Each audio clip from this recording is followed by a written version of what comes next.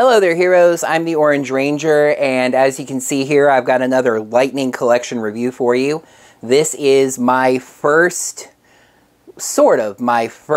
Mighty Morphin Lightning Collection figure review, the Mighty Morphin Yellow Ranger, as you can see right there. I say sort of because I have Lord Draken, and that is technically Mighty Morphin, but this is the first one directly from the show, directly representative of something we saw on screen. We did see Lord Draken in that trailer for Shattered Grid that JDF was in, so anyway, let's not get lost in technicalities. So you all might remember that GameStop sale in early May that I mentioned in my previous reviews. That prompted me to pick up a couple of more Lightning Collection figures, basically because they were $20. They have $25 free shipping, so I figured chip in a little bit more and get another one instead of paying for shipping.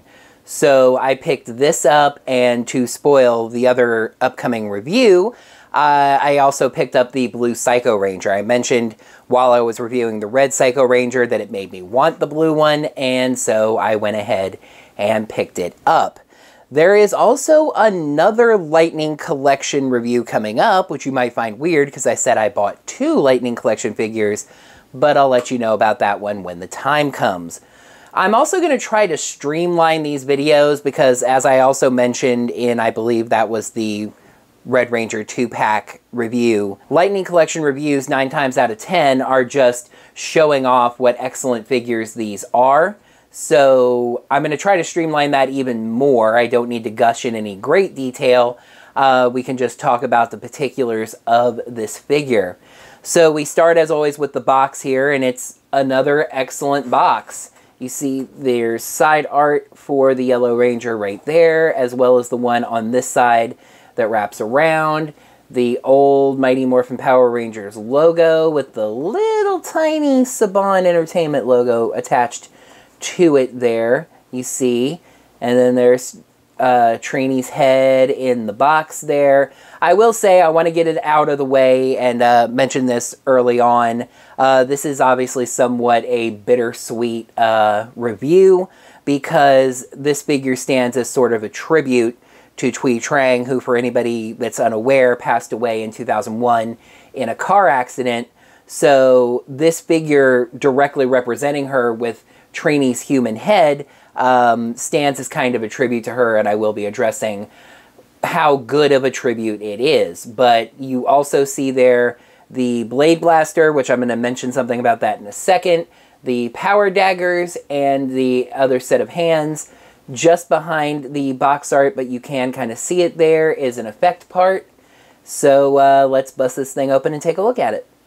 So really quick, first of all, you see the yellow on the top of the box. I always try to mention that color match there, but I had forgotten to have my knife close by to open up the tape on the top of the box, so I called in a little bit of help. This guy. Yeah, the orange sword there, right there, I completely forget what that's called, but his little orange slice sword there was just sharp enough to cut the tape. I just thought that was really funny. For some reason, the background on this is black on one side and yellow on the other, almost like it was intended to be part of like a Black Ranger, Yellow Ranger 2-pack. Because usually when you have the single Ranger in the box, it's just the one color, but for some reason in this case, it's black and yellow, black and yellow, black and yellow. Right off the bat, I have to say that this figure was 100 times easier to stand up than most of the other Lightning Collection figures have been. I don't know if that's because it's smaller and thus stands up easier. I just noticed this is actually the first female Lightning Collection figure that I've picked up, so that could be a part of it. I will say her arms, and I'll go ahead and zoom this in a little bit just to demonstrate. Her arms are a little thin, and I mean, this figure is supposed to be made to proportions, and I do know that female arms are smaller, so I don't know. The legs, for some reason, the legs just seem a little more proportionally realistic, and the arms just seem a little bit toothpick and a little bit thin there. The Morpher is pretty good. I think it's as good as they can get it. If you look at the coin, it Kind of looks like a cat on there. The striping is pretty good. The colors are all very good. I don't know how detailed they could have gotten it, but it's more than good enough. These are both the same, so I really only need to show you one, but I love the shiny silver on the blade of that dagger there. Well painted, just looks exactly like it's supposed to.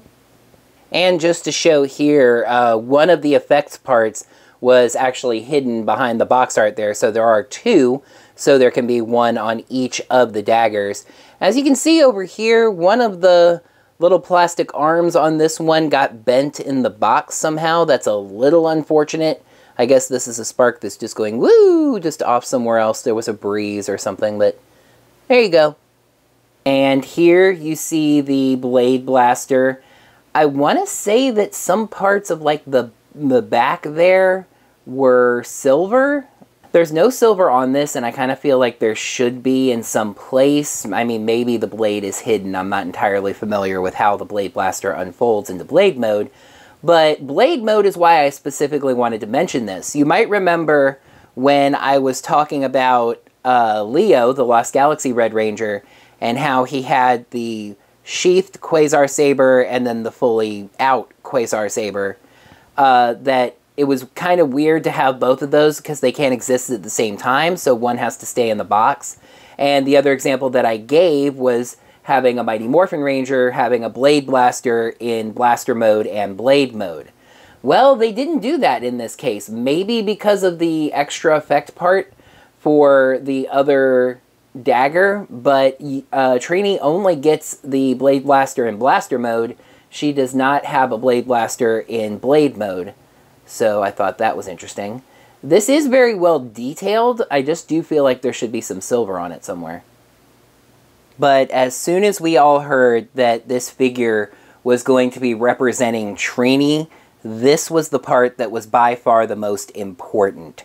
Getting this human head right. When they've had their hits or misses with these human heads, you know, some of them are absolutely incredible and 100% accurate, and some of them don't look anything like the actors that portrayed them.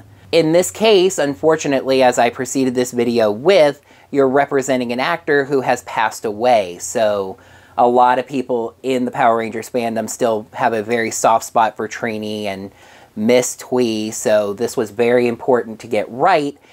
And I can thankfully say that they did an excellent job.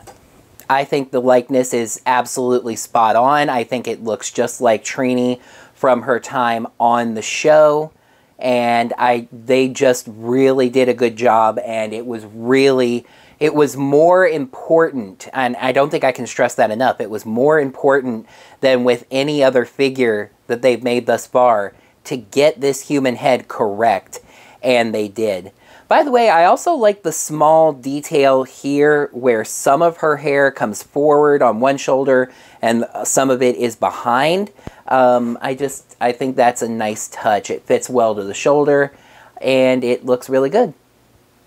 Gonna say kind of a C+ for posability in terms of matching the pose on the back of the box there.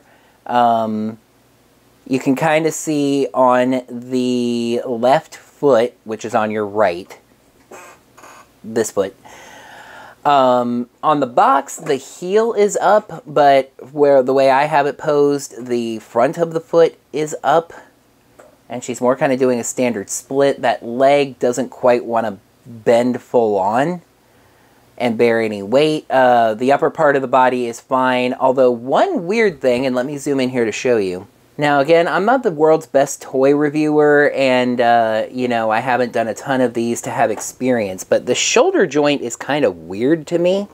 You can see a bending part right there, but it just allows this to do kind of like this, and this arm is solidly bent, so it doesn't come straight out. That was part of making this pose a little bit interesting. But yeah, that seems weird. You see a wheel on there for kind of a bending joint, but it just seems to be more to the shoulder and to be honest, it almost looks more decorative than functional. I don't know what that is. That's weird to me. Hey, here's a shocking declaration on my part. This is a really good figure, and I think you should buy it.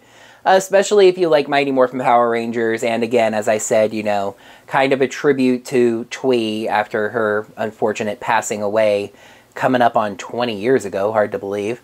But this figure stands as a great tribute to her, as well as just a great action figure, a great part of the Mighty Morphin line. I'm really glad that they made it, that they are making female figures in the Lightning Collection. It's still pretty unbalanced as far as the genders go, and I hope they work on that. When you're talking about other female figures in the Lightning Collection line, you know, Hasbro's a smart company and they're going to go with safe bets at first. So the female Rangers you're going to see are going to be ones that they're pretty sure will sell. And of course, you're starting with Mighty Morphin with this Yellow Ranger figure, the Pink Ranger figure, the Ranger Slayer figure, which I do have pre-ordered, by the way. That's supposed to come in June. We shall see. But so I expect more female figures in the line. Again, safe bets at first, and then we'll see what else they make. But again, all in all, wrapping this up, because I said I wasn't going to let these videos get too long, this is an excellent figure, definitely worth your money. This figure should be available for somewhere around $20 to $25. Again, I could have sworn that Lightning figures had gone up to $25 with the tariffs, but Lightning figures are available on Hasbro Pulse for $20, so I don't know if that's a thing where they get around tariffs by selling directly, or if it just didn't end up happening. If anybody knows, let me know down in the comments, but this figure gets the Orange Ranger. I'm not going to bumper this time. Seal of approval, thumbs up. It is an excellent figure, and I definitely think you should pick it up. That is going to wrap up this review. Thank you all so much, as always, for watching. In the comments below, let me know what you think of this figure. Have you picked it up? Has this video made you want to pick it up? While you're down there, make sure you smack that thumbs up button to let me know that you enjoyed this video. Make sure you're subscribed to the channel to see all of my videos and ring the bell. Get your notifications set up so you'll be notified of whenever I post my random little toy reviews. I'm not becoming only a toy reviewer or primarily a toy reviewer. This was just circumstance, a sale, having a little more financial backing than I usually do, and it was a good time to pick some of these figures up. So these videos don't come out all the time, so just make sure you have your notifications set up so you get notified whenever I post these videos. And if you'd like to lend me any financial support so I can get more of these figures or other toys to review, make sure you check me out on Patreon or Ko-fi. I believe it's OrangeRangerVideos on both. Make sure you're staying safe, everybody. We've still got this virus situation going on out in the world, no matter what some people might say. So make sure you're staying safe. Stay inside unless you absolutely have to leave the house for something. Wash your hands. Keep washing your hands, everybody. Let's get through this thing together. And until next time, heroes, may the power protect you.